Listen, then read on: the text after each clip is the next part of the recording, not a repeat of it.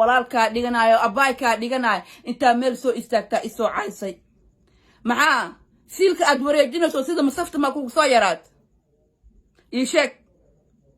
siilka war naag maashee tahay adi ii sheeg naag ninkii hore furay dheer sawaanba waa aadaa ninkaas ha aadin maslaxa ceeb waay wuu ku dilaa aan ku dhahaayo nin hore ku furu waay ha aadin aan ku dhahoyaa waa aadaa ninkaas markaa dhehaysid fartuun ninkeyga hore igu dirtay telefoon ay ka wacday ninkaaga hore aqoon ma u lehen saaxiib what is bro aqoon uma lehen motherfucking what you are common aqoon uma lehen ani usaa isoo wacday lambarkeyga intay ka keentaa dhacodkiisa la dhagaysto usaa isoo wacday usaa isoo doontay